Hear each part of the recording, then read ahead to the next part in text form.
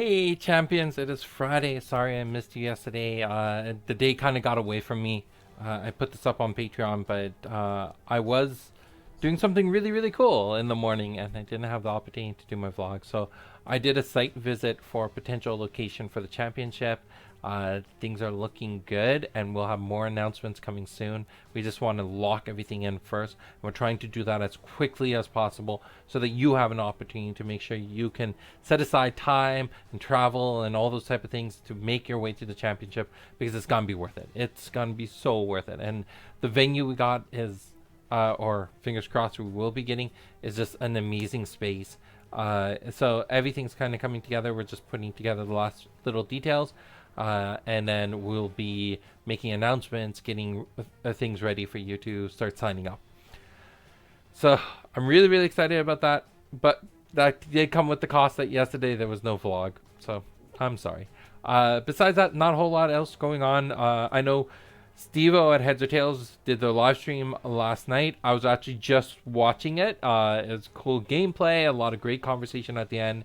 I think hearing them talk, do the gameplay, and then have a few people kind of review it and talk about it and analyze it, that's really exciting for me. So if that's something you're really into, go check out the video and subscribe to his YouTube channel, because he's creating a lot of great content.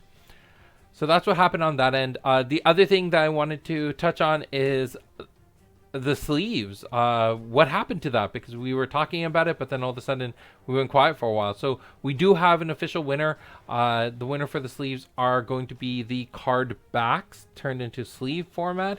It looks really cool. The voting was actually very tight. Actually, I did the tiebreaker by asking the internal team what did they want to see happen, and this is what the team voted on. But we ended up asking Patreon members along with our key stakeholders, so store owners, and then we asked the internal team. So these were the people who voted on it. If you want to be part of some of these voting processes in the future, well, the big way to do that is through Patreon. I got to give them something that's really key for them. So the Patreon members helped vote for this, but it was actually really surprising how close the decision was.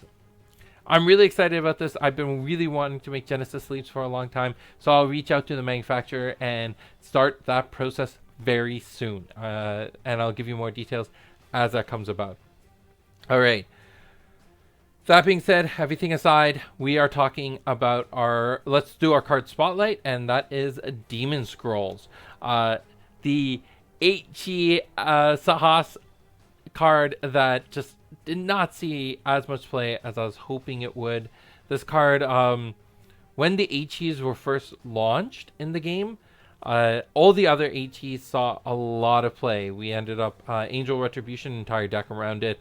Primordial Force, it was definitely more on the casual side, but in draft, it was picked up a lot. Purifying Wave is just a staple that everyone has a few copies of, and if you're playing in Ajna, you would do it.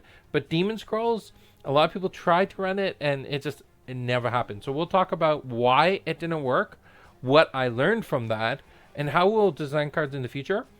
But also opening the door to say that this isn't a completely useless card, and in the future, we might see more value add. So let's start off by talking about the card HG Swift Cast 4 health. Search your timeline for a card and put it into your thoughts. Shuffle your timeline. Very simple. The whole idea here is you need something. You're thinking of something, you need it, you go get it. Right? It comes at a cost, but is that cost too high? That's a whole other question. Let's look at this artwork that Demian did. I absolutely love it. There's so much little Easter eggs in it.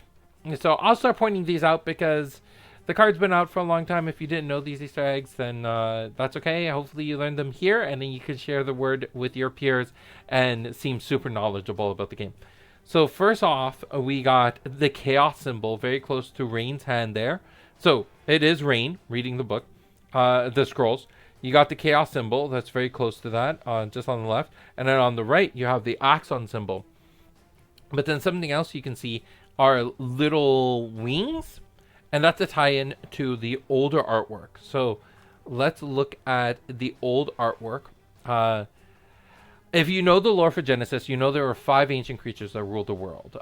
They were, their names were Balaam, Thymos, Axon, Chaos, and Phage. And they created Jalara, and they defined, uh, what what everyone's role was, and they created different things like the creatures, the summons, not champions, but the summons, the races.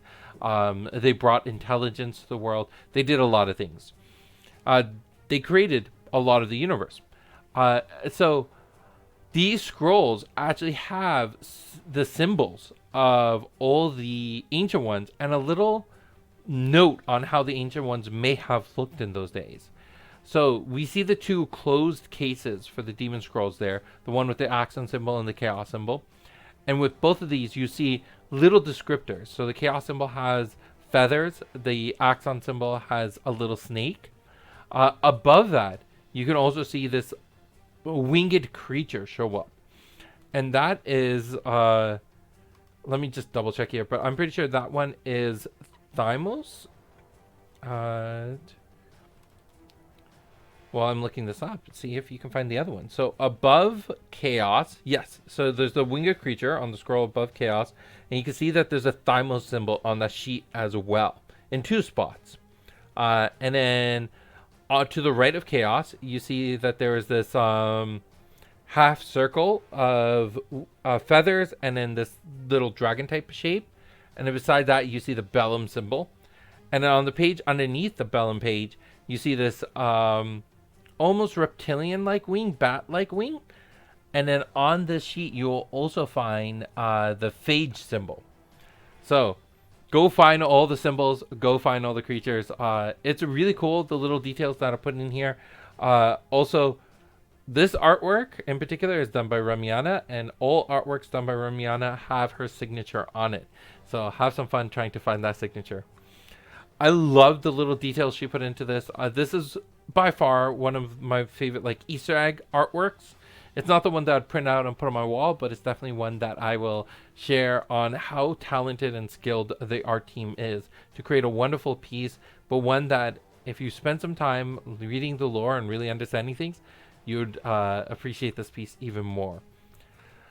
Demon Scrolls does have a promo version of itself using the old artwork. This one is part of the organized play packs. So if you have a local game store that's hosting organized play, you can get yourself a copy of this. The current ones in circulation do have an errata that say action speed instead of swift. The swift speed ones will be coming later when we get organized play rolled out more officially. But right now, while we're still in the beta phase, if you want that mistyped demon scrolls, you got to go participate in an organized play event. All right, let's talk about demon scrolls. Why did it lose favor? Why was it the least played HE out there, and so on and so forth? So the first thing to keep in mind, and this is a lesson learned on our end, is the fact that it's an HE card strength. Even though not 100% associated to the chi, there is an association, right? You can assume, for the most part, the higher the chi, the stronger the card. So if Demon Scrolls, which is HE, the highest chi card in the out there, what is it gonna go search for? Well, it's gonna go search for, in best case scenario, a different 8 chi, or it's gonna search for a 6 or a 7. In rare cases, a 5. If that's the situation, that you're pulling out a lower chi card, then what is your value add? What did you then do? And wouldn't it have been easier to just run more copies of those lower chi cards? And if you go and grab something that's also 8 chi, then the question is, why didn't you just run another copy of that 8 chi card? This was the big situation that ended up happening in the early days with Demon Scrolls, when it was, if you're playing Sahas, it was the only 8 chi. This is prior to Malfeasance or Epiphany. So if those are your only options, then playing Demon Scrolls doesn't make sense, right? The other part to it is the champions who had access to it. You had Rain and Kendra. Rain starting off with 18 health, Kendra starting off with 19. Paying 4 health is a very significant portion of their starting health. You're losing more than you're gaining in a lot of situations, because unless you go and play Demon Scrolls to go get yourself a Vampiricus and that lands successfully, But even in that situation, you're just gaining 3 health. You paid for, you gained 3, your opponent lost 3. You do have a net positive of 2, but at the same time, you're still down 1 health yourself. So that is a pain point. And another time that this card was very valuable is to find that niche card that's going to save you. Well, if you're in a situation that you need saving, a lot of times you don't have the 4 health to spare to make this successful. There was just a lot of things that were working against it. Now, does that mean that this card is unplayable? No. And would we print this card at a lower T? Probably not. This card actually, I think, belongs in the 8T slot. What was missing was the cards that were worthwhile to go search for. And one thing that I'm really excited with Origins, and as the game grows, is that there are going to be more and more options for this. The moment there are more options and your deck ends up going for breadth, a lot of variety of cards, compared to depth, a lot of the same cards.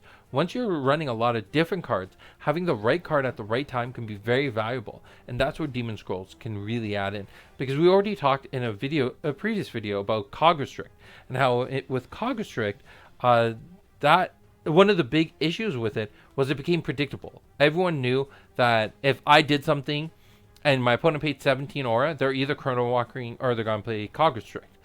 And because of that, Cog Restrict lost a lot of favor. Plus, it being a 7G meant that you had to sacrifice great cards to put enough Cog Restricts to be consistent with it. So if you're pulling out Bolt Shots for Cog Restricts, well, then you're pulling out your Win Condition to stay alive, to have control of the game. But then how are you going to beat your opponent? So these were the trade-offs that were constantly in play. But if we're getting to a point where in future meta, you'll eventually get to a situation where you will need just 1 or 2 Cog Restricts in your deck, and you need them at the right time. Imagine there becomes a great 8T and 2 great 8Ts, 3 or 4 different 7Ts, and maybe 3 or 4 different 6Ts that you only want to run 1 or 2 ofs in your deck. Well, then Demon Scrolls can help you not be consistent, but have the right tools at the right time. And that's where the value add comes. The thing that was missing for Demon Scrolls, in my opinion, is the card pool, not the strength of the card. And that's part of the reason why we opted to make this card part of the organized play packs. Because there will come a day where it will be playable. It will be quite strong. I just don't think that time was right now. The card pool was too small. The card came out too early. So that's my perspective on it. Let me know what you think. Am I wrong? Do you think that Demon Scrolls will never have a home? Do you think that you're just waiting on it? Or is it a card that you play already? Maybe there's a meta deck that I'm missing altogether, and Demon Scroll already has a home. If it does, let me know. I want to see that deck tech, because I love Demon Scrolls, and I would love to find a time where I can start playing this card against my opponent. All right, that's everything I have to talk about today. Hope you have a wonderful day, and I'll talk to you again on Sunday, because Saturday I'm not making videos anymore. So I'll talk to you again on Sunday. Bye.